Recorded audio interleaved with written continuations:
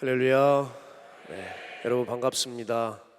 제가 지난 2월에 여기 저녁 예배에 2주간 초대돼서 말씀을 증거하고 오랜만에 여러분 또 다시 뵙게 되었습니다. 낯선 얼굴이지만 저는 아닙니다. 여러분 정말 아름다운 교회, 또 참 은혜로운 교회입니다. 제가 이 단에 설 때마다 느끼는 게 대형 교회가 보통 이렇게 은혜가 있을 수가 없는데 이렇게 기도가 많이 쌓여 있는 것 같아요. 1부, 2부 때 다 은혜가 있었습니다. 사모하는 영혼들이 아마 계신 것 같아요. 3부는 더 많이 계시니까 더 은혜가 있겠죠? 네? 그만큼 하나님 사랑하는 사람들이 많이 계신 줄로 믿습니다. 제가 이 단에 이렇게 서 있지만 저는 목사가 될 줄은 생각을 못했습니다. 주님께서 어느 날 제가 제 꿈을 향해서 달려가고 있던 어느 날, 그 여름날에 저를 찾아오셨어요. 정말 그 하나님이 살아계시더라고요. 그리고 제게 말씀하여 주시고 저를 종으로 불러주셨습니다. 그 감격스럽고 그 불강력적인 은혜의 시간들을 이 시간 다 말씀드릴 수는 없지만 그렇게 부르심을 입고 저는 제가 가던 길을 다 버리고 뒤늦게 신학을 하며 주님의 종의 길에 들어섰습니다. 그리고 이렇게 종의 훈련을 받은 지 벌써 한 20여 년이 이렇게 지나가고 있습니다. 제가 이렇게 종의 훈련을 받으며 주님과 함께하며 한 가지를 깊이 깨달았는데, 그것이 뭐냐면 하나님은 정말이지 제 계획을 별로 안 좋아하세요. 해를 거듭하면 거듭할수록 하나님은 제가 계획을 세운 것마다 작정하시고 허무시는 것 같아요. 제가 읽어놨던 사역들을 내려놓는 일들이 많았고, 또 그 다음 사역지로, 또 그 다음 환경으로, 또 그렇게 주님은 저를 이끌어 주셨습니다. 가장 힘들었던 때가 언제냐면 개척을 했을 때입니다. 목사 안수를 받고 이제 개척을 해서 맨 땅에 헤딩하면서 교회를 그렇게 세웠습니다.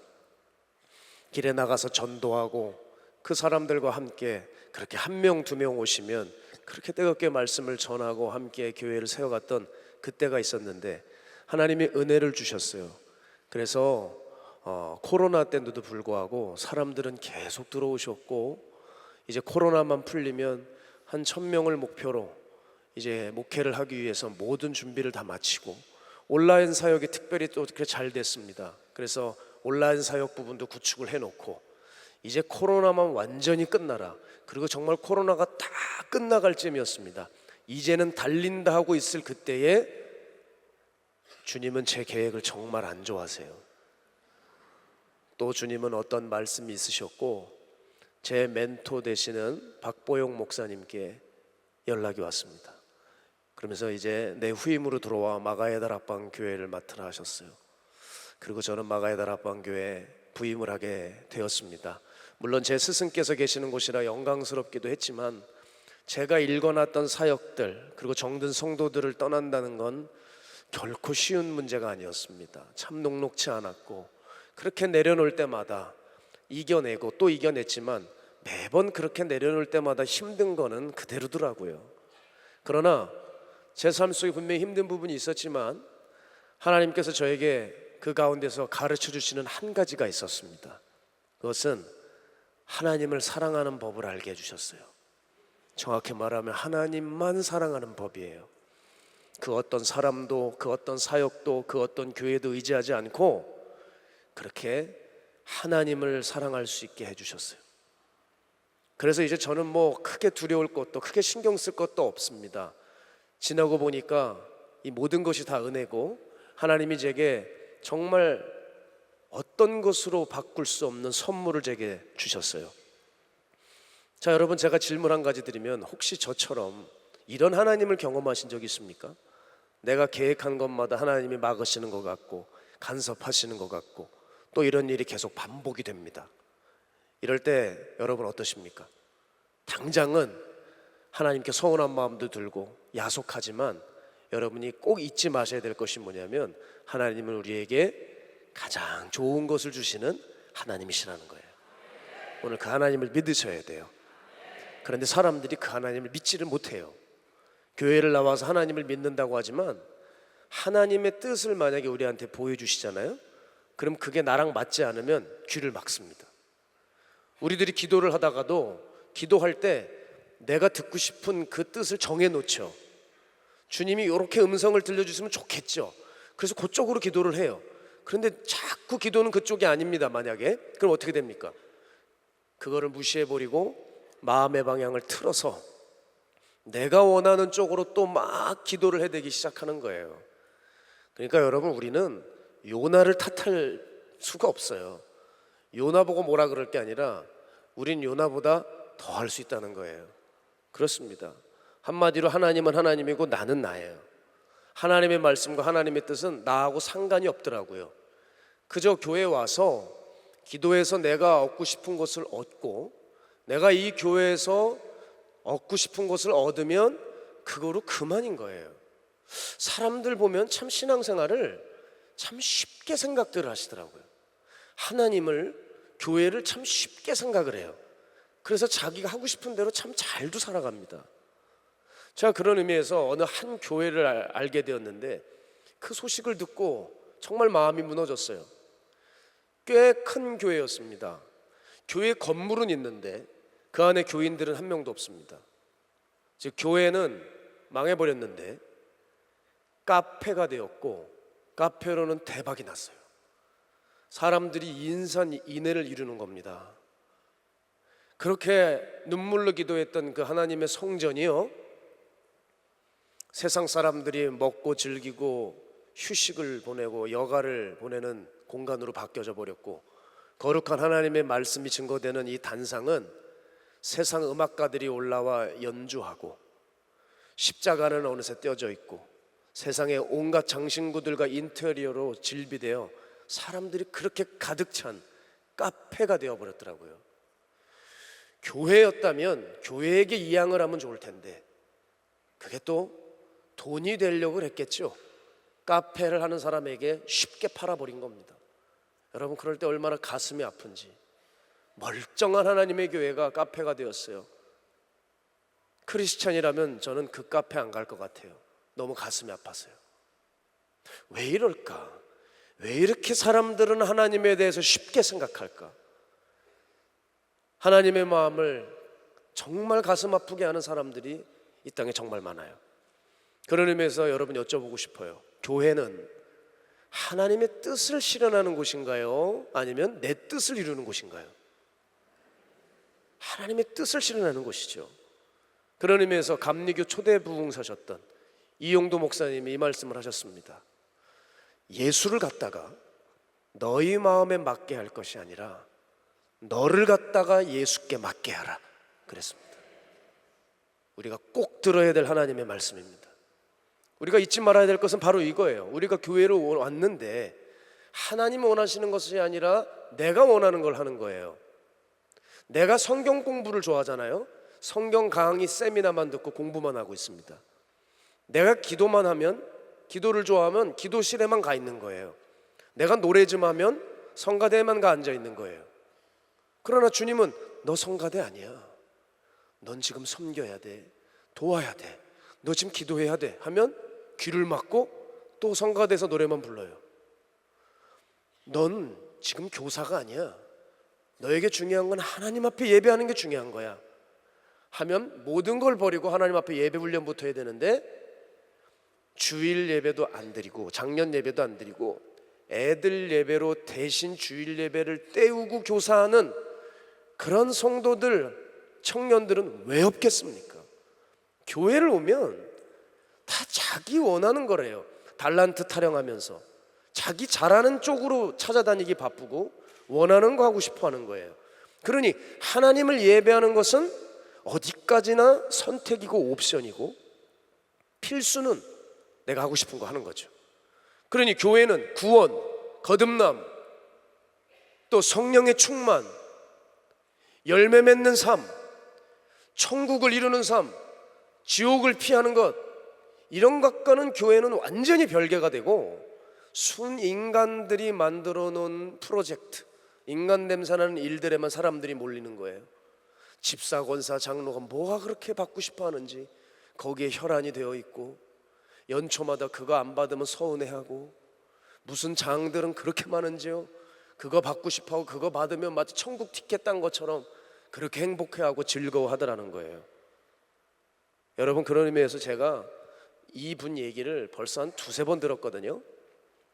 어느 어르신 목사님 이야기입니다. 이분이 유학을 가셔서 박사학위를 따오신 분이에요. 근데 이분은 설교단에 서면 내가 유학 가가지고 박사 받았는데 이 얘기만 하시는 거예요. 그러니까 매주 그 얘기를 빼놓지 않고 하니까 이제 교인들이 아는 거예요. 내가 유학 가면 또 저 얘기다, 또 저 얘기. 주보 보고 막 이제 막 불편해가지고 그러고 박사학위 나오고 힘들어하고 교인들이 매주마다 고역인 겁니다. 이분이 또 어른이니까 어느 기독교 단체에서 이제 설교를 부탁한 거예요. 또 섰는데 무슨 설교했을까요? 내가 유학 갔을 때 박사학위를 땄는데 아이고.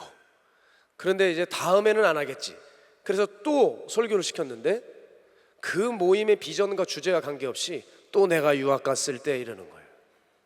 그러니까 관계자들이 고민에 빠졌어요. 야, 저분 어른 대우는 해야 되는데 어떻게 해야 되냐. 그래, 사회를 시키자. 사회를 시켰습니다.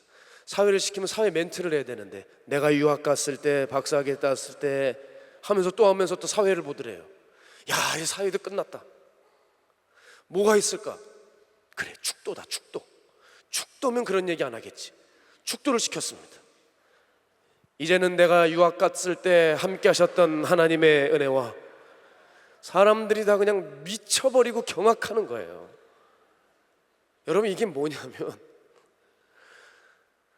신앙의 상식 기본선이 있는 거거든요. 그걸 지키질 못해요. 어느 목사님은요, 꼭 그렇게 멀쩡한 슈트가 있는데 꼭 그냥 여름에 더운 날인데도 가운을 입고 와야 돼요. 이거 3줄 삼겹살 아시죠? 3개 간 거 그거 입고 나와야 되고, 무슨 설교를 하는데 박사모를 쓰고 나오고, 뭐 머리가 벗겨져 가지고 좀 조명 때문에 뜨거워 가지고 쓰면 이해가 되지만 그냥 박사모를 쓰고 설교를 하고요. 목사의 기본이 뭔지를 모르는 거예요. 장로의 기본, 성도의 기본이 없고 그 상식을 지키지 못하는 사람들이 얼마나 많은지 모릅니다. 신앙생활을 해도 예수님보다, 복음보다, 구원보다 중요한 게 참 많더라고요. 제가 존경하는 A.W. 토조 목사님이 이런 말씀을 하셨습니다. 지구상에서 공산주의, 전체주의, 자유주의, 이것보다, 그리고 이 셋을 합친 것보다 더 교회에 해를 끼치는 것이 있는데 그것은 바로 신앙을 고백하는 사람들 사이에서 신앙과 삶이 전혀 일치하지 않는 것이다 그랬습니다. 여러분, 공산주의와 전체주의와 자유주의가 역사적으로 교회에 얼마나 많은 해를 끼쳤는지 이미 증명이 났습니다. 그런데 이 셋을 합친 것보다도 더 교회에 해를 끼치는 게 있대요. 그게 뭐냐? 신앙과 삶이 다른 가짜 교인들의 교회의 난입으로 인한 그들의 행동으로 인해 교회는 허물어지고 무너진다는 거예요. 그런데 그 가짜들은요, 오늘도 내일도 그들이 했던 죄악을 계속 저지르면서 가짜 노릇을 합니다. 왜 그럴까? 왜냐하면요, 당장 하나님의 심판이 임하지 않거든요. 그러니까 오늘도 내일도 가짜 노릇을 계속하고 있는 거예요. 그러나 그들의 때는 온다고 하는 거예요. 마태복음 13장에 보면 예수님께서 비유로 말씀하시죠. 가라지가 보니까 혼자 자라는 게 아니더라. 가라지가 알곡과 함께 자라고 있다. 그런데 너희들 섣불리 뽑지 마라. 알곡 뽑다 가라지 뽑다 알곡까지 뽑는다. 그러니 너희들은 가만 둬라. 내 추수날이 이르려는데 그날에 내가 내 추수꾼들을 시켜서 내가 직접 가라지들을 뽑아 단에 묶어 불사르겠다. 그러니 가만 둬라. 가만 둬라. 여러분, 가짜들은 그 때가 오는 줄 모르는 것입니다. 그러니까 알곡 사이들 숨어서 그렇게 가면 쓰고 진짜 노릇을 하는 거죠. 그러나 가짜죠. 언젠간 그 심판의 날은 온다는 것입니다. 여러분, 그 날은 옵니다. 가짜들의 가면은 벗겨지는 날이 옵니다. 그 화장은 지워지는 날이 반드시 옵니다. 저는 교회 현장에서 참 무서운 일을 많이 봐요. 여러분, 하나님 살아계십니다. 얼마나 직분 때문에 사람들이 직분을 안 받았으면 천국 갔을 텐데 그 장로를 받아서 지옥을 가는 사람들이 많아요. 목사 따귀를 때리고 간에서 끌어내리지를 않나, 교회 돈 가지고 장난하지 않나, 사고 팔고 교회 것들 팔기 위해 애를 쓰고 거기서 떨어지는 자기 이익엔 눈이 멀고 하나님이 치기 시작하시는데요. 무섭게 치시더라고요. 그런데 그런 죄를 저지를 때 바로 하나님이 하지 않으십니다. 그 죄를 쌓으세요. 그리고 그날이 되면 하나님께서 심판하시기 시작하시죠. 정말 무서운 일들이 제 삶에 너무 많이 일어나서 여러 사건 사고들이 일어나는데 하나님이 운행하기 시작하시더라고요. 이 얘기를 다 이야기하면 지금 시간이 훌쩍 지나가 버려요. 여러분 식사하셔야 되잖아요. 그래서 제가 8월에 해드릴게요. 저보고 정교인 수련회를 해달라고 하셔가지고 제가 또 옵니다. 할렐루야입니까? 놀렐루야입니까? 그때 한번 풀어보죠. 하나님 살아계시는 줄 모르고 겁 없이 살아가요. 여러분 성경을 보면 그 온유하셨던 그분이 진노하시는 때가 옵니다. 언제입니까? 성전을 더럽힐 때입니다. 그 돈을 가지고 장난쳤던 그들을 향해 주님은 채찍을 들어서 내쫓으면서 말씀하셨어요. 너희가 도적의 구렬로 만들었다. 내 집은 만민이 기도하는 집이다. 주님 말씀하시면서 화를 내셨습니다. 그날은 가짜들에게 반드시 온다고 하는 것이죠.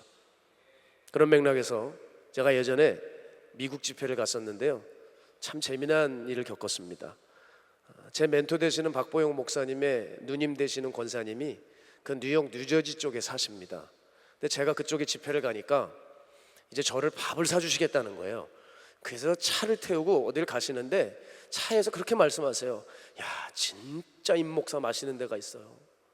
사람들이 줄을 서서 먹는데 그냥 없어서 못 팔았다는 거예요. 어딜까? 그래, 뉴욕 뉴저지 쪽이니까 스테이크를 사주실려나 보다. 그래서 내심 잔뜩 기대를 했어요. 그래서 도착을 했는데 보니까 춘천 막국수라고 써 있어요. 아니 세상에 뉴욕에서 막국수를 먹는 거예요.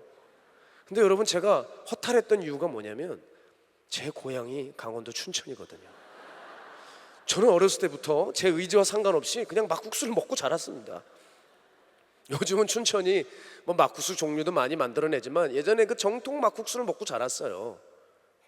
여러분 이 시간에 비밀을 하나 알려드리겠습니다. 막국수의 본질은 질기지 않은 메밀국수에다가 비빔입니다. 여러분 이게 춘천 정통 막국수예요. 그러니까 어디서 막국수라 그러는데 물 잡아 놓으면 다 가짜입니다.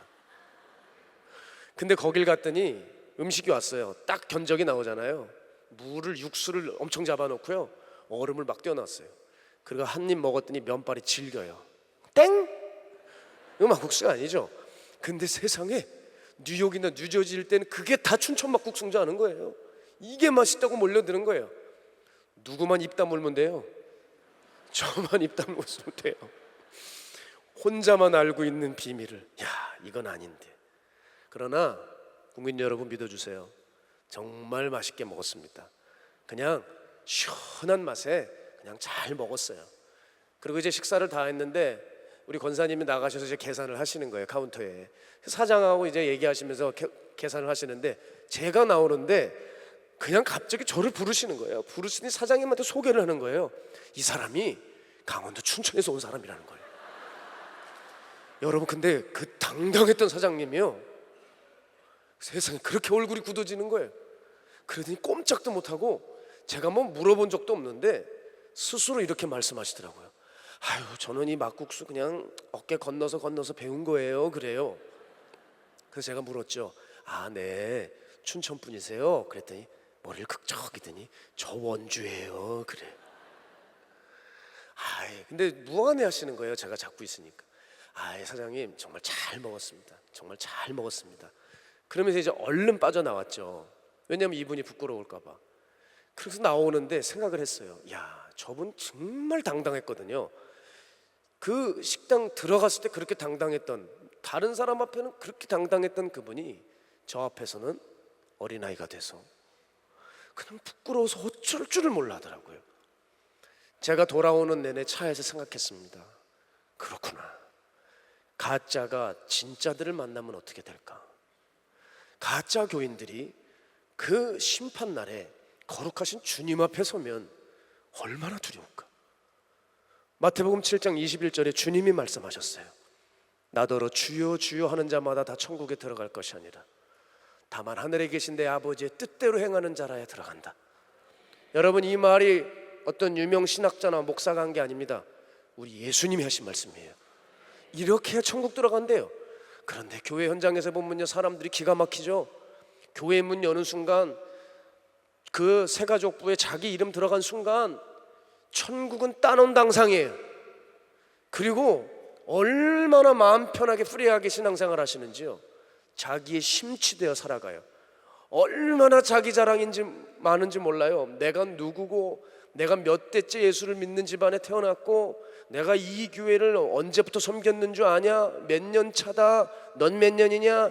이런 네 가지 없는 거, 어디서 내가 짬밥도 안 되는 게 이러면서 꽉 누르고, 내가 어디서 공부를 했는 줄 아냐? 내가 어디서 산다? 정말 듣기에 못 듣는, 교인으로서는 할 얘기가 아닌, 자랑도 아닌 것들을 정신사납게 계속 얘기하는 거예요. 사람들 안에 가만 들어보세요. 얘기를 하나님을 자랑하는 사람이 없어요. 복음에 감격하는 사람이 없더라는 거예요. 여러분, 이게 정말 무서운 일이라는 거예요. 성경에 보면 비슷한 사람이 나오죠. 부자 청년입니다. 보세요. 예수님께 찾아왔어요. 뭐라 그러죠? 내가 영생 얻으러 왔는데 내가 온갖 계명 다 지켰습니다 하면서 자랑하잖아요. 근데 예수님이 보실 때는 이게 구원에 있어서 너무 치명적인 걸 가지고 있는 거예요. 뭐예요? 그게 돈이잖아요. 어머, 처음 들으세요? 돈이잖아요. 주님이 뭐라 그러세요? 네 가지고 있는 거 가난한 자에게 다 주고 넌 나를 따르라. 주님 이 말씀을 하시는데 그 부자 청년이 예수님 따라갑니까? 못 따라갑니까? 못 따라가죠. 보세요. 그 5만 가지를 자랑했지만 결국 예수님 못 따라가면 아무 의미가 없는 거예요. 여러분, 자랑할 게 많으시죠? 그죠? 그런데 예수님 말씀에 순종하지 못하면 의미 없어요. 예수님 가신 길 나도 걸어가지 못하면, 그 예수님 따라가지 못하면 우리도 가짜예요. 자, 이 청년은 예수님께 왜 왔는 줄 아세요? 변화되려고 온 게 아니에요. 예수님 만나고 싶어서 온 게 아니에요. 의도가 따로 있었어요. 그 당시 예수님은 슈퍼스타였습니다. 그러니 그 예수님께 인정받으면 사람들이 자기를 다 쳐다봐 줄 줄 아는 거예요. 그 부자 청년은 허영에 붙들려 있었던 것이었습니다. 여러분, 교회에 이런 사람 많을 겁니다. 교회에 와서 정말 내가 변화되려고, 내가 예수님 만나고 싶고, 이 예배 때 꼭 주님을 경험하고 싶어서 오는 사람들이 아니에요. 자기가 원하는 것을 이루려고 교회로 오더라고요. 내가 맡고 있는 일을 그냥 잘 마치면 되는 거예요. 그 자기 일이 또 안 되면 성질이 나는 겁니다. 그 자기 계획대로 하려고 또 회의를 엽니다. 그런데 그 회의는 온통 죄악과 인간 냄새가 풀풀 나죠. 그 프로젝트를 완수하고 싶어서, 그게 안달이 나서, 그래서 직분자 노릇하고 교회 생활하는 사람들이 허다합니다. 내가 누군지, 난 정말 구원받았는지, 오늘 내가 죽어도 난 천국 갈 수 있는지 지옥 갈 수 있는지 전혀 묻지 않아요. 내가 드리는 이 예배 하나님 정말 받으실까? 그 마음으로 예배하지 않아요. 그 마음으로 봉사하고 헌신하지 않아요. 그냥 하던 대로 하는 겁니다. 본문의 마르다도 마찬가지였어요. 자기가 하고 싶은 일이 분명히 있었어요. 그렇죠? 그런데 그 자기가 하고자 하는 일 때문에 정말 중요한 일을 놓쳤습니다. 바로 예수님을 놓치고 말았어요. 자, 보세요. 자기 집에 예수님이 신방을 왔어요. 그러니까 예수님이 오셨으니까 잘 대접해야 되겠다는 마음은 있었죠. 물론 사람이 오면은 예수님이 오셨으니까 잘 대접하고 싶었겠죠. 그건 이해는 갑니다. 그러나 마르다에는 자기 마음이 온통 일 자체에만 가버려요. 그만 정말 붙들어야 될 예수님을 놓쳤어요. 그래서 어떤 일이 벌어지죠? 심지어 예수님한테 일을 시켜요. 성경을 보세요. 일을 시키잖아요. 뭐라 그래요? 내 동생 저 말이야, 저 돕지 않는 저 뺀질거리고 얄미로운 저 말이야, 가서 나 좀, 이 언니 좀 도우라고 예수님 말 좀 해주세요. 예수님을 시켜 먹잖아요. 예수님이 신방 오셨는데 예수님을 시켜 먹어요. 왜 그래요? 예수님이 아니라 자기 일에 온통 빠져서 그런 겁니다. 성경을 보면 마르다의 상태를 뭐라고 기술하죠? 마음이 분주했다. 이것을 원어로 살펴보면 정신이 산란했다, 이렇게 되어 있어요. 정신이 산란하니 그만 어떤 어리석은 일을 하고 맙니까? 예수님을 옆에 두고도 밥상 차리는 게 중요한 거예요. 그게 마르다예요. 근데 가만 보면 우리도 그렇지 않아요? 교회에 들어와서 주님 앞에 예배 드리는 게 중요한데, 여러분 특정 상대를 제가 얘기하는 건 아닙니다만은 일단 어쨌든 주방에 들어가는 사람들이 있지 않겠습니까? 주방에 들어가면 좋은 의미로 섬기려고 하러 갔는데 시간이 지나면서 어떻게 돼요? 주방 권세가 되잖아요. 얼마나 무서운지 몰라요. 점점점 얼굴이 변하기 시작하시더라고요. 누가 주방에 늦게 오면 눈치 주고요. 내가 한 양념이 있는데 이걸 안 쓰고 다른 사람이 양념한 걸 쓰면 그게 기분이 나쁜 거예요. 나 그리고 이해가 안 되는 게 있어요. 그렇게 주방의 냉장고가 그렇게 중요해요. 주방 냉장고가 십자가보다도 중요해요. 그래서 누가 거기 함부로 문 열고 손댈면 큰일 납니다. 아주 작살 납니다. 네? 여기도 그런 사람 있나요? 주방으로 출근했다가 주방에서 퇴근해버려요. 예배는요, TV 보면서 배 탁탁 두리면서 예배 끝나간다, 야 오늘 몇 명 왔냐, 인원수 몇 명이야, 그게 중요해요. 그리고 식자재가 도착했냐 안 했냐, 내가 원하는 자재가 왔냐 안 왔냐가 중요한 거예요. 교회 와서 하나님 앞에 예배 드리는 게 아니라 엉뚱한 데 마음 다 쏟고 있는, 뭐가 중요한지 모르는 사람들이 많다고 하는 거죠. 자, 그때 예수님은 마르다에게 뭐라고 말씀하십니까? 네가 많은 일로 염려하고 근심한다. 여러분, 이 말이 얼마나 무서운 말인 줄 아세요? 이 말은 너 마음 빼앗겼어, 이런 말이에요. 여러분, 사람에게 가장 중요한 것이 뭐라고 생각합니까? 마음입니다. 여러분, 가장 우리가 챙겨야 될 게 뭐예요? 여러분, 남편도 챙겨야죠. 자식도 챙겨야죠. 건강도 챙기셔야죠. 여러분, 통장도 챙기셔야죠. 그런데 진짜 챙겨야 될 것이 있어요. 그게 여러분 마음이에요. 생명의 근원이 거기서 나온다 하셨어요. 여러분의 마음에서 구원이 나오고 영생이 나오고 생명이 나온다고요. 그런데 우리는 어떻죠? 여기 혹시 이런 사람 없습니까? 교회에는 득달같이 오는데 할 게 너무 많아. 바쁘긴 또 되게 바빠요. 근데 마음을 잃었어요. 마음을 잃었어. 주님을 향한 사랑, 눈물 찾아보기 힘들어요.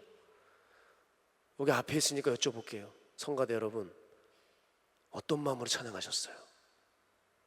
정말 하나님이 받으실 찬양을 했습니까? 왜 여기만 봐, 여기도 봐야지, 그쵸? 어떤 마음으로 찬양하셨습니까? 이 부분만 안 틀리면 돼요? 여기가 크레센도인데 여기서 잘해줘야 되는데 요것만 넘어가면 돼요? 화음만 잘 넣으면 됩니까? 왜 성가대 가지만 그래? 제 바로 앞에 있어서 그래요. 다른 또 파트에서 일하시는 분들이 있으면 얘기했을 거예요. 우리가 정말 마음을 잃어가면서 사역하고 봉사하고 있지는 않습니까? 습관에 젖어서 예배드리고, 오늘 보니까 멋진 의복이나 명찰들 하고 계신 분들이 많아요. 그런데 우리는 습관에 젖어서 그냥 그렇게 타성에 젖어 예배하기 바쁜 기계적인 신앙인들은 되어가고 있지 않나요? 그렇다면 우리도 마르다예요. 여러분, 이렇게 할 바엔 차라리 봉사 안 해도 됩니다. 사역 안 해도 됩니다. 왜냐하면 그것보다 중요한 것은 하나님 앞에 깨트리는 마음이에요. 간절한 예배, 통해 자복하는 마음이 중요한 거예요. 우린 정말 중요한 것을 아셔야 된다고 하는 것이죠.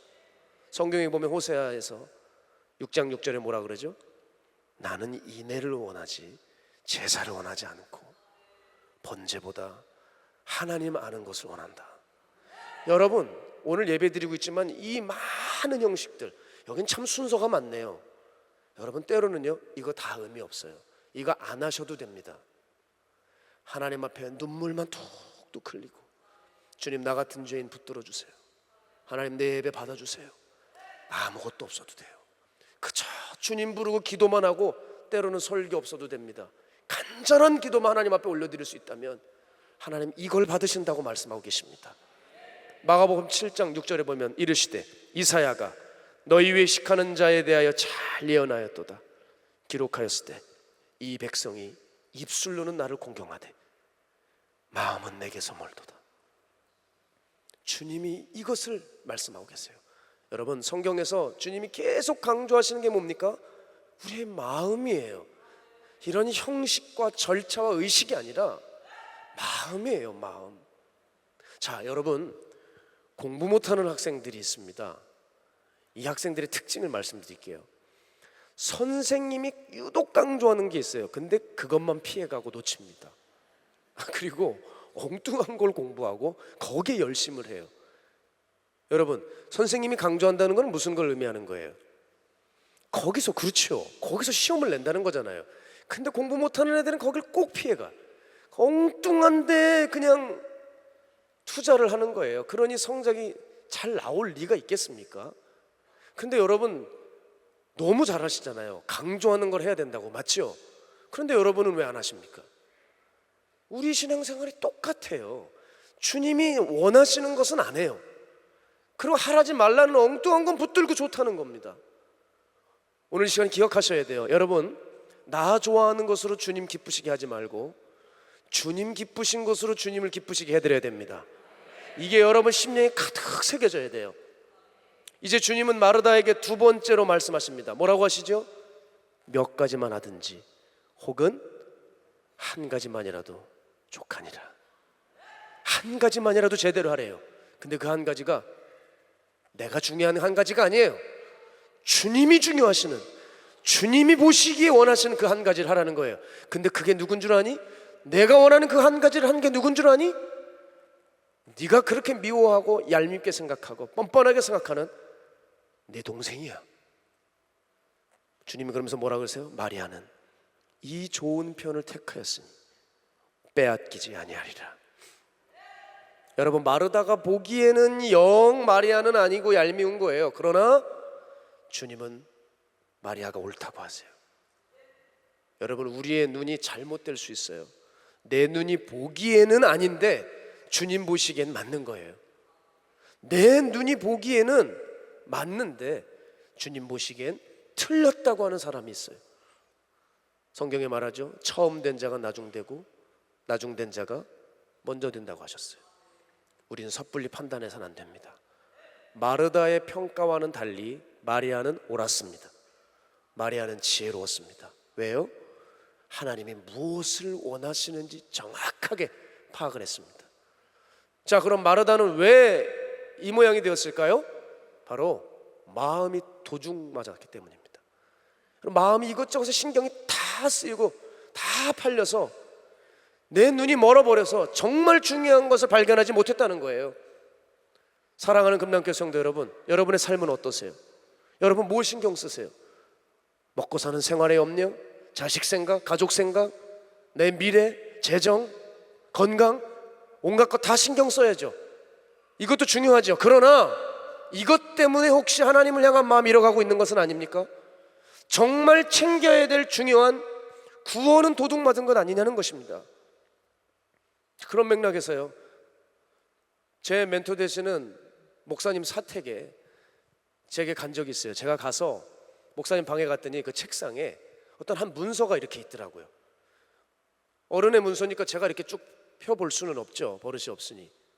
그런데 이렇게 보니까 큰 글자로 하나 보이더라고요. 뭐였냐면 의사 면허 회생 이번 주까지입니다. 이렇게 써 있어요.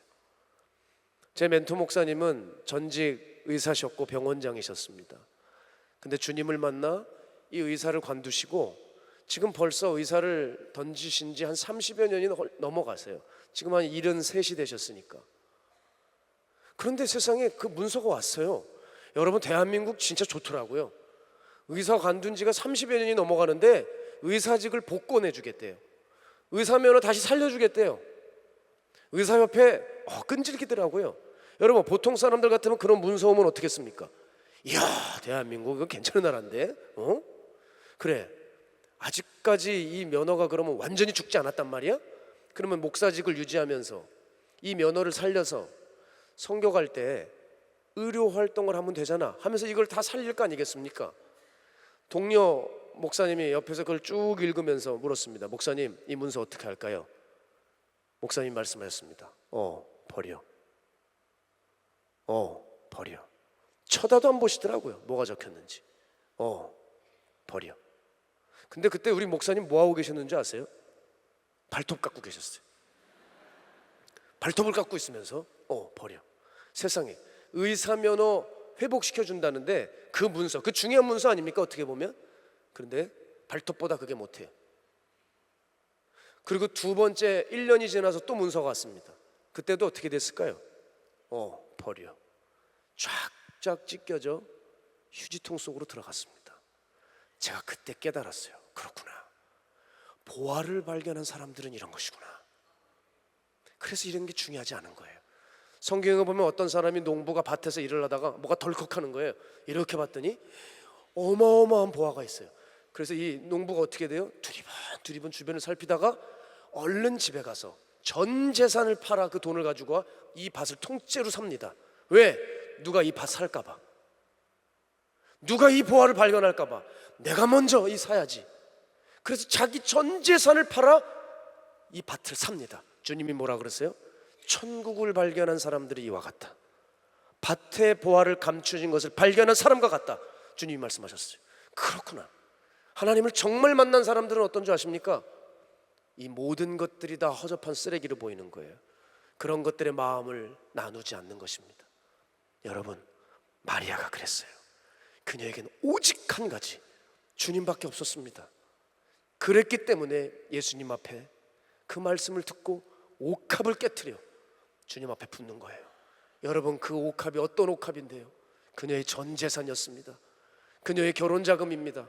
다 깨트려 버리는 겁니다. 여러분, 여러분의 마음을 지키고 계십니까? 무릇 지킬 만한 것보다 정말 지켜야 되는 내 마음을 지키라고 거기서 여러분의 구원과 영생이 나온다고 하는데 여러분의 마음은 어떠시나요?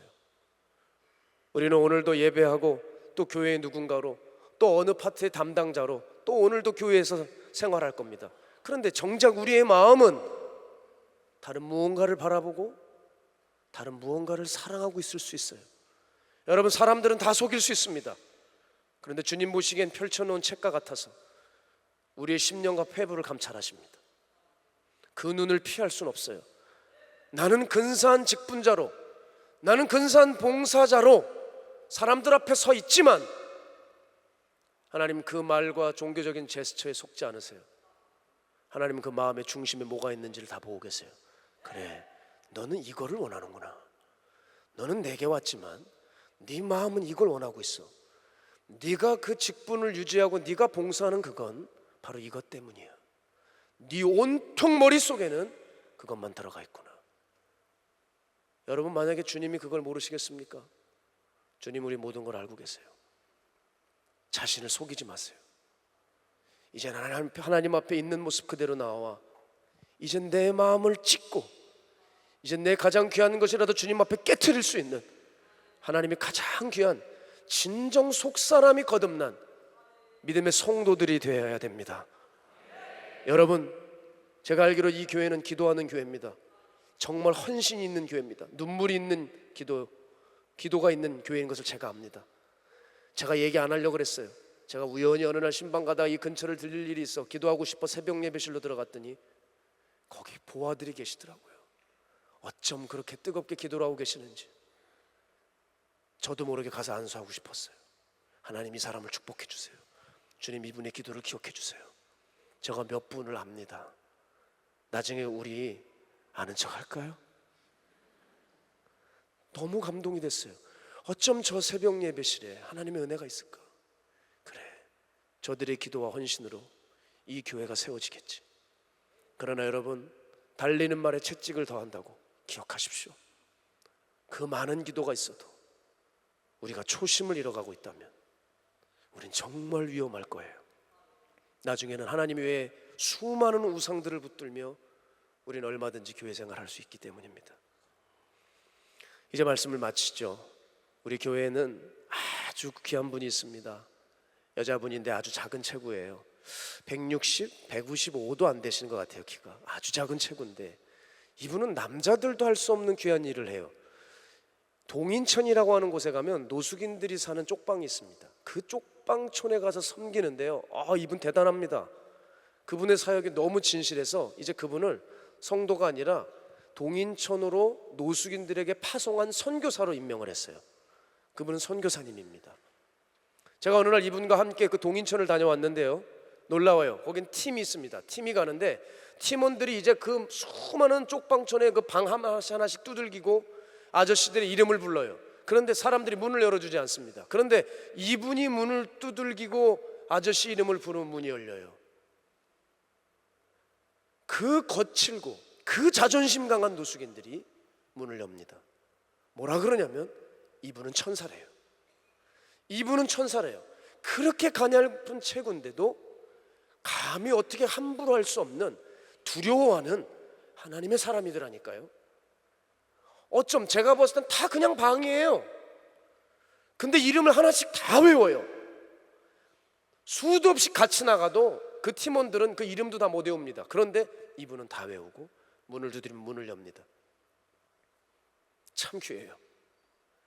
제가 이분과 가끔 교제를 하는데 제가 가끔 이따금씩 이렇게 얘기를 해요. 선교사님, 옛날에 함께 했던 사람들이 선교사님 지금 모습을 보면 미친 여자라고 할 겁니다. 아마 그렇게 얘기했습니다. 왜냐하면 이분이 어떤 분이냐면 중국의 최고의 법대인 정법대를 나온 사람이에요. 여러분, 우리 한국에서 유명한 법대가 어디예요? 서울대 법대죠. 그런데 중국은 인구가 얼마나 많습니까? 그 수많은 경쟁률을 뚫고 중국 최고의 법대인 정법대를 우수한 성적으로 졸업하고 미국의 어느 유명 로펌 소속 국제 변호사입니다. 집안에 있는 시간보다 비행기를 타는 시간이 훨씬 많았던 사람이라고 했어요. 그런데 이분이 어떻게 이런 삶을 살게 됐나 저에게 찬찬히 본인 이야기를 해주시더라고요. 어느 날 자기가 중국에 비즈니스 차가 갔는데 거기 중국에 있는 한 성도님이 그러더랍니다. 만일 한국에 나가실 일이 있으면 한국의 인천에 박보영 목사님이라는 분을 찾아가래요. 마가의 다락방 교회를 가게 되면 거기 은혜가 있을 거라고, 그 교회를 꼭 들려야 된다고 얘기를 했대요. 그래서 한국에 오자 비즈니스 차 때문에 한국에 와서 인천의 마가의 다락방 교회로 온 겁니다. 그래서 거기서 이렇게 기도를 하는데 여기서 음성이 하나 들리더래요. 자기 이름을 부르더랍니다. 리아야, 너는 이제 앞으로 가난한 동네에서 살게 될 것이다. 그 음성이 얼마나 듣기 싫었는지 모르는데요, 무슨 말이야, 이게 도대체 뭔 소리야. 왜냐하면 이분은 출세길이 탄탄히 열린 겁니다. 미국을 너무 사랑해서 평생에 미국에서 화려하고 세련되고 즐겁게 살려고 했대요. 그런데 어디서 살라고 그러세요? 너는 이제 가난한 동네에서 살게 될 것이다. 이게 뭐야, 이건 마귀의 음성일 거야. 거절했대요. 그리고 그 다음 주에 또 예배를 드리는데 교회에서 광고가 나가더래요. 이 교회가 노숙인 사역을 하고 있다 하더래요. 그 광고를 듣는데 또 여기서 음성이 들리더래요. 리아야, 네가 저 교회를 가게 될 것이다. 아니야, 이것도 내가 잘못 들은 거야. 그런데 아무리 기도를 해도 주님의 음성 같더래요. 그러면서 허탈하게 너무 마음이 힘든 채로 그 마가의 다락방 교회 언덕에서 이렇게 내려오는데 주님께 한번 여쭙대요. 주님, 정말 주님의 음성이라고 한다면 저에게 딱 한 번만 더 돌려주세요. 그럼 제가 주님을 위해서 헌신하겠습니다. 그때 여기서 주님의 음성이 들려왔습니다. 리아야, 너는 가난한 자들과 함께 살게 될 것이다. 주님이시군요. 그렇게 눈물이 났대요. 주님, 제가 정말 미국을 가고 싶고 제 삶이 보장되어 있지만 주님의 말씀에 순종하겠습니다. 그날로 결단을 합니다. 그리고 그 탄탄대로의 길을 벗어 던지고 이 작은 체구로 그 위험한 동인천 노숙인들에게 향했어요. 그리고 동인천의 쓰레기를 주워가며 거기 냄새나는 사람들과 함께 늘 함께 있는 거예요. 여러분, 이분이 그 결단을 하면서 무슨 일이 벌어진 줄 압니까? 거기 사람들이 모이기 시작했어요. 노숙인들이 소문을 듣고 몰려와요. 여기 팀이 생깁니다. 그리고 최근에는요, 노숙인들이 예배를 드리는 그 교회가 생겼어요. 그 교회 이름은 순례자의 집이라는 교회입니다. 매주 노숙인들이 거기 올망졸망 가득 모여서 그렇게 눈물로 예배를 드린대요. 여러분, 어찌 보면 우리보다 진실한 예배를 노숙인들이 드리고 있는지 몰라요. 제가 어제 통화를 했습니다. 어제도 그러더라고요. 지금 당신 어디냐 그랬더니 동인천 노숙인 쪽방촌이래요. 지금 각 방마다 문을 두드리고 빵을 나눠주고 내일이 주일이니까 교회 나오라고 지금 전도하고 있대요. 그러면서 뭐라 그러냐면, 목사님, 이 교회가 생긴 이래로 노숙인들이 변화되고 있대요. 세상에, 길에서 버려진 그 아저씨가 이제 말끔하게 차려입고 이제 가방 들고 직장을 다닌대요. 여러분, 이건 불가능합니다. 알코올 중독자들이, 온갖 중독에 쩔어 있는 사람들이 주님을 만나 가슴을 치며 여기 있던 사람들이 일로 돌아서서 직장을 다닌다. 불가능한 일입니다. 그렇게 길에서 들어 눕기도 하고 옷을 벗고 고래고래 소리를 지르고 술을 퍼먹던 그 아저씨가 이제는 교회의 텃밭을 가꾸고 교회의 창문을 닦고 교회를 잘 관리하는 아름다운 신앙인이 됐대요. 하면서 그냥 노숙인들의 사진 10장을 보내오더라고요. 얼마나 이것을 보면서 놀랐는지 모릅니다. 사랑하는 여러분, 어떻게 이런 일이 일어났을까요? 이 선교사님도 보화를 발견해서 그래요. 그 무엇보다도 주님이 귀한 것을 안 거예요. 그 살고 싶었던 미국을 던지고 그 출세길을 저버리고 하나님을 위해 살아가는 삶을 선택하자. 이 흔들리지 않는 이 길을 선택하며 이 좁은 문, 이 좁은 길을 걸어가자. 하나님이 삶 속에서 날마다 기적과 은혜를 베풀어 주세요. 여러분, 우리는 수없이 예배 생활하고 교회 다녀도 간증 한 번 없잖아요. 기적이 일어나지 않잖아요. 여기서 여러분, 그분이 나타나신 기적을 얘기하면 그분은 이단이 될 겁니다. 그런데 여러분, 우리도 그런 놀라운 간증의 삶을 살아갈 수 있더라는 겁니다. 어떻게 하면 됩니까? 주님의 말씀에 순종하면 돼요. 나를 죽이고 예수를 위해서 살아가기로 결단하면 그 길을 한번 걸어가 보세요. 정말 주님의 음성이 들려옵니다. 정말 주님의 임재를 삶 속에서 느낍니다. 하나님이 내 삶을 알아서 이미 앞서 나가셔서 성취하시며 이루시는 그 놀라운 일들을 경험해요. 우리는 마음을 주님 앞에 드리지를 못하는 거예요. 타성에 젖어 늘 이렇게 30년 40년 그냥 예배 순서지 주보 순서지에 따라 일어났다 앉았다 주보 받다가 그냥 뭐 설교 들었다가 대충 졸다가 딴 생각하다가 이렇게 살다가 들락날락거리니 어느 누군가에게는 생생한 주님의 음성이 들려와도 우리에게는 늘 세상의 것들만 들어와 때가 되면 지옥 가야 되는 비참한 존재로 전락하고 만다는 것이죠. 서두에 말씀드린 대로 주님은 어쩌면 우리의 계획을 정말 싫어하시는지도 모릅니다. 그러나 주님이 여러분을 정말 사랑하신다면 이제 앞으로 여러분의 삶에 간섭하실 거예요. 방해하실 거예요. 막으시기도 할 거예요. 그런 일이 반복될 거예요. 그런데 왜 그런 일이 일어날까요? 주님은 그 가운데서 그것보다 더 중요하고 좋은 편을 알려주시는 겁니다. 그것은 바로 이거예요. 주 예수보다도 귀한 것 없네. 주 예수보다도 귀한 것 없네. 빌립보서 3장 8절 보면 그뿐만 아니라 내 주 예수 그리스도를 아는 지식이 가장 고귀함으로 나는 그 밖에 모든 것을 해로 여깁니다. 나는 그리스도 때문에 모든 것을 잃었고 그 모든 것을 오물로 여깁니다. 사도 바울의 고백입니다. 사랑하는 여러분, 주님을 만난 사람들의 고백은 다 이랬어요. 오늘 바라기는 성령께서 우리의 눈을 열어주시기 원합니다. 그래서 어느새 내 마음을 빼앗기게 했던 그것들을 십자가에 못 박아버리고 어느새 놓쳐졌던 그 주님을 사랑했던 그 마음이 회복되기를 원합니다. 사랑하는 여러분, 왜 이 중요한 구원을 도둑맞고 잊으려고 하십니까? 왜 이 영생을 생각하지 않고 신앙생활 하십니까? 왜 오늘 내가 죽는다면 나는 천국 갈까 지옥 갈까 왜 생각하지 않습니까? 어느 순간 교회에서 천국과 지옥을 말해주지 않아요. 제가 아는 장로님은 기겁을 하는 얘기를 했습니다. 목사님, 울면서 얘기하셔요. 내가 20년 동안 장로 노릇을 했지만 교회에서 한 번도 지옥 얘기를 해주지 않았습니다. 목사님, 난 지옥 갈 것 같습니다. 나를 도와주세요. 나를 천국으로 이끌어주세요. 그렇게 울며 장로님이 제게 찾아와 장로 이런 거 필요 없습니다. 저를 성도로 불러주십시오. 이런 건 다 어울립니다 하며 그렇게 가슴 치며 그렇게 교회에서 훌륭한 일을 했던 그 장로님도 만나봤습니다. 여러분, 그분은 눈이 열린 거예요. 구원이 얼마나 소중한지 내가 죽고 난 후에 사후 세계가 있는 것을 아는 겁니다. 왜 여러분 예수님 믿으십니까? 그 천국과 지옥이 있기 때문입니다. 오늘도 왜 예배가 대충 드려지고 있습니까? 오늘 내가 죽어도 천년 만년 살 것 같은 오늘만 있을 거라고 착각하기 때문입니다. 그러나 그날은 반드시 옵니다. 저는 목사이기 때문에 수많은 사람들의 죽음을 봤습니다. 얼마나 죽어가면서 두려워하는지 모릅니다.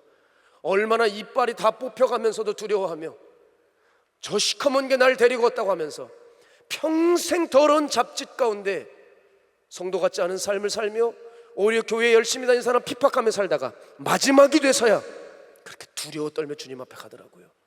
여러분, 왜 마지막이 돼서야 지옥을 생각하십니까? 오늘 생각하십시오. 여러분, 제가 목사로서 기가 막힌 게 뭐냐면요, 젊은 애들이 오래 살 것 같죠? 아니요. 저는 20대 애들을 정말 많이 떠나보냈습니다. 정말 사람이 태어나는 건 순서가 있지만 가는 건 순서가 없어요. 나는 언제 죽을지 모르더라고요. 저는 안 죽을 거라고 생각했어요. 그러나 저도 어떻게 될지 모르는 인생이더라고요. 사랑하는 여러분, 그러기에 그리스도의 십자가가 우리에게 있는 거 아니겠습니까? 저 십자가가 있기에 저 십자가를 붙드는 자들마다 하나님 영생을 주시고 내가 죽어도 영원한 천국에 살 수 있는 그 길을 하나님은 그 아들 예수를 통해 열어놓으신 것입니다. 왜 이 중요한 구원을 도둑 맞으십니까? 여러분, 오늘 이 3층까지 가득 차 예배를 드리는 여러분 정말 구원 받으셨습니까? 여러분, 정말 오늘 죽어도 난 주님의 품에 안길 수 있습니까? 이 물음을 반드시 물으셔야 돼요. 잔소리로 여기시면 안 됩니다. 저는 한낮 왔다가 그냥 가버리는 설교자일 수 있어요. 저는 오늘 마지막 설교입니다. 얼마나 행복한지 몰라요. 이젠 집으로 갑니다. 3번이나 설교했어요. 힘듭니다. 그런데 왜 이 마음을 이렇게 주실까요? 사랑하는 여러분, 죽음을 준비해야 됩니다. 언젠간 주님 앞에 서게 됩니다. 그날의 모든 것이 다 드러납니다. 한 명도 빠짐없이 그 죽음을 아름답게 준비하셔서 천국을 내 것으로 삼는 거룩한 참 성도의 길을 걸어가시는 금남교회 성도 여러분 되시기를 주님의 이름으로 축복합니다. 이 시간 기도하겠습니다. 하나님, 우리 안에 마르다가 살고 있습니다. 이 마르다는 죽지 않고 살아서 여전히 내가 중요한 것, 내가 원하는 것을 원하고 있습니다. 주님, 나는 눈이 이렇게 멀어버려 또 세상에 헛하는 것을 붙들고 좋아하고 있습니다. 그러나 언젠간 죽음을 맞이하게 될 텐데 주여, 내게 정말 봐야 할 것을 보게 하여 주시옵시고 내 실상을 성령님 말씀하여 주십시오. 질책하셔도 좋고 책망하셔도 좋사오니 그저 깨닫게만 해주시고 말씀만 들려주시고 알게만 해주신다면 오늘 나 살 수 있습니다. 이 상태로 심판대 앞에 설 수 없습니다. 주님, 이 시간에 그냥 놔두면 지옥 갈 수밖에 없는 죄인들이 너무 많사오니 우리의 눈몸을 책망하여 주시고 다시 복음으로, 다시 구원으로 돌아오게 하여 주시옵소서. 그래서 하나님, 오늘 이 주일에 구원받는 자의 숫자가 넘쳐나게 하여 주시고, 그래서 우리 금난교회 옛 왕년의 영광을 그리워하는 것이 아니라 지금 하나님을 다시 모셔드림으로 이 교회 안에 강력한 영적 생명력이 회복되게 하여 주셔서 교회를 다시 부흥되게 하여 주시고 주의 동들이 용사되어 일어나게 하여 주십시고 세상을 정화시키고 세상을 깨울 수 있는 그 교회가 되게 하여 주시옵소서. 새롭게 하여 주실 주님의 이름을 찬양드리며 살아계신 예수님의 이름으로 기도드립니다. 아멘.